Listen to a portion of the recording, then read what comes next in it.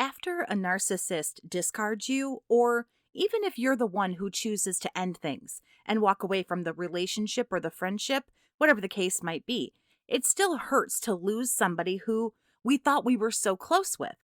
I really wanted to make this video to give some tips that I actually used myself to go from broken survivor to healing thriver. As usual, there's no real order to these other than the one that I wrote them in. So here we go. Number 1, education. This is the best place to start after everything is said and done with a narcissist. And it's what you're doing right now. Getting educated. You're watching videos, reading stuff, and learning about the disorder that is narcissism.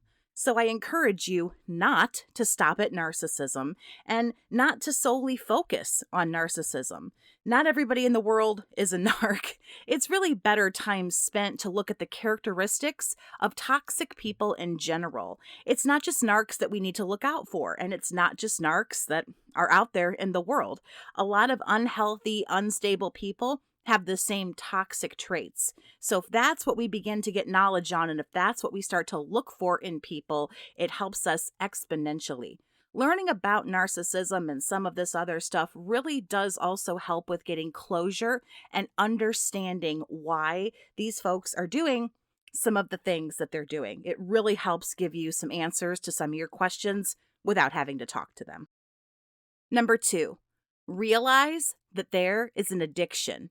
There's a reason why it's so hard to let go of this person, even though you're not stupid and you know it's bad for you. And it's simply called addiction. More so, it's really called a trauma bond. And these are bonds that are formed through positive intermittent reinforcement. Now, I'm not a professor, so to me, that's big words that mean you get rewarded sometimes and you get punished sometimes. But the rewards you're getting from the narc are so good and so overpowering and so euphoric that you're willing to take the punishment you know you're going to get because another reward will soon be on the horizon. Once we realize that this is why we're having a hard time letting go and that this person has a hold on us, we can actually begin to break the bond. I have a whole playlist on trauma bonding. I will link it down in the video description just below if you want to click on that and get more information. If you want to talk about this more in depth with me, you can reach out to chat one-on-one. Number 3, you have to actually grieve multiple losses. You're not just losing a relationship. You're losing a partner, a friend. Maybe they had kids. You had stepkids. You don't get to see them anymore. You're losing what you thought you had with them, maybe financial things and, physical possessions. You're losing who you thought they were, what you thought you were. There's a lot more to grieve than I think a lot of people really give credit to, and more than I think a lot of people understand. Along with grieving, another issue pops up: confusion. Well, how exactly do you grieve an abuser? This feels very upsetting and confusing to a lot of folks because we don't miss who was hurting us. We miss who we thought they were, or maybe who they were or seemed to be in the beginning of the relationship. There's a duality here that again creates confusion. It's the good old Jekyll and Hyde situation. And there seems to be two people in our minds. The idealized version of this person that we have, where they're our soulmate, they can do no wrong, everything's perfect. And then the reality, the yucky part, the abuser. So working on the trauma bond can help separate fantasy from reality, and then grieving who we think we lost really helps as well. Number 4, be the busiest that you have ever been. This person is going to be on your mind 24/7, obviously. So there is no better time to become the busiest person you've ever been. And I don't just mean sitting around binge watching a television show. I mean passion. You have to find your passion. What are you good at? What do you miss doing that maybe this person was holding you back from? Maybe you should learn a new skill. Volunteering helps other people and also boosts your self-esteem and makes you feel better at the same time. That's a great way to go. Distractions like TV and all that kind of stuff are nice, but really what gets you moving forward is progress in your passions in life.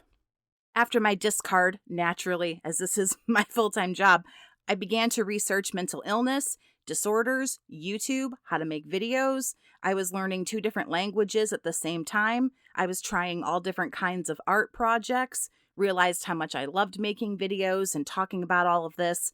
I dove headfirst into what was fun and exciting to me. Now, it didn't cure anything. I'm not here to promise some magical cure or tip or technique. There isn't any of that. But when you focus on passion, not even the narcissist can pull you out. That's how you know it's a passion. When hours pass and you don't even realize what's happened. I've been doing this for 5 years. When I get into writing and editing and creating, hours and hours go by and I don't even realize it. It feels like it's been a flash. That's how you know there's a passion. I'm not worrying about problems or other things that are going on. This fuels me to do more. It fuels me to go further. And that is how you know you have a passion, and that's what you need to be busy doing. Number 5, understand that you need support. I've said this a million times. You cannot do this alone, but more importantly, survivor, you don't have to. It doesn't make you better or stronger. You don't need to sit alone with all of this and not talk to somebody. There are folks locally in your area that you can talk to.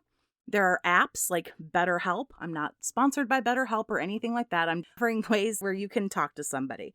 But there are a lot of ways to reach out and share. Now, the professional who you find might not necessarily be an expert on narcissism or personality disorders or anything like that. But I'm just going to be honest, you don't really need that. You need somebody who can listen, where you can talk openly and have a conversation in a safe, judgment-free space. Again, there's no cures or real answers that these folks can give you, but they can listen. They might be able to offer some tips, and most importantly, they can validate your experience and make you feel comfortable. Without my counselor, this would have taken me so much longer to process, and it already took me about 9 or 10 months to get on a better footing. Psychologists, counselors, therapists, social workers, medical doctors, support groups, online stuff.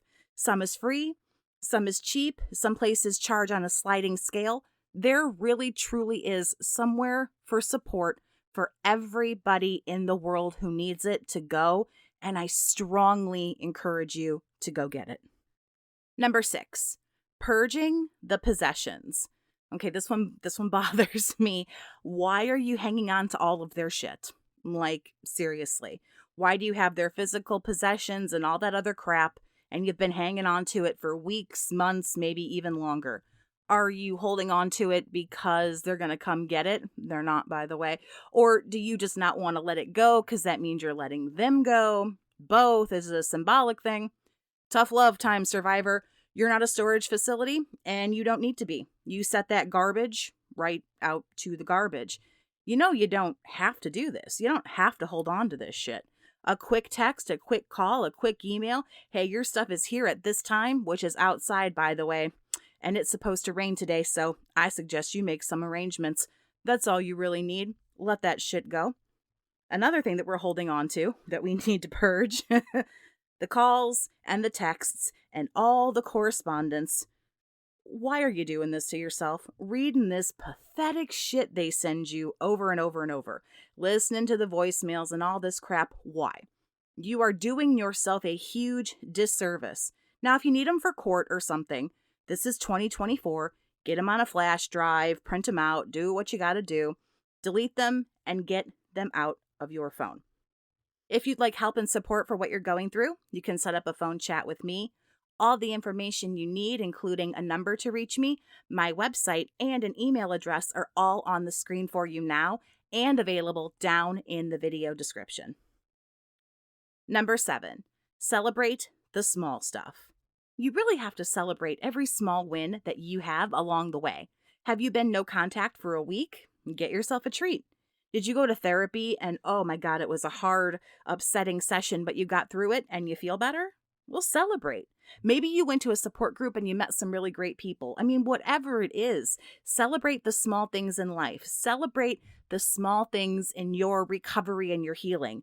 Because if you're just waiting for those big things, They are so few and far between. You're going to give up. You're going to get upset. Celebrate, if nothing else, how powerful, resilient, and wonderful you really are.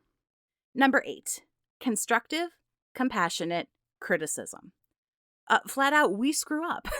Everybody does. We're human. There's nothing wrong with that.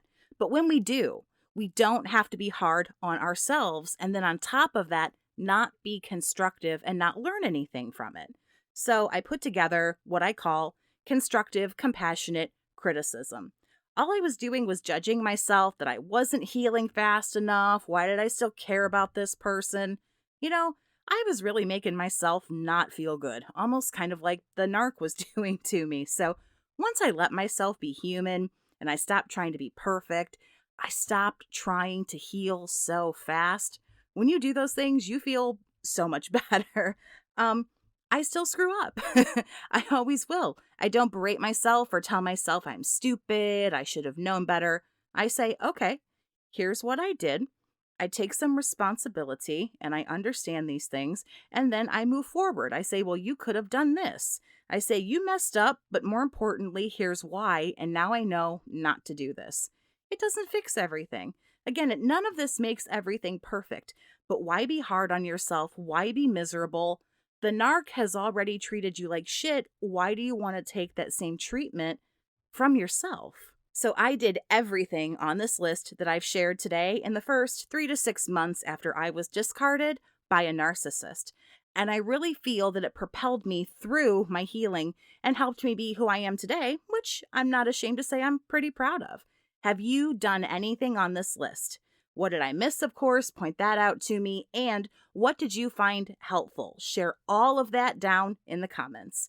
Thank you so much for listening. Have a great day, Survivor, and take care of yourself.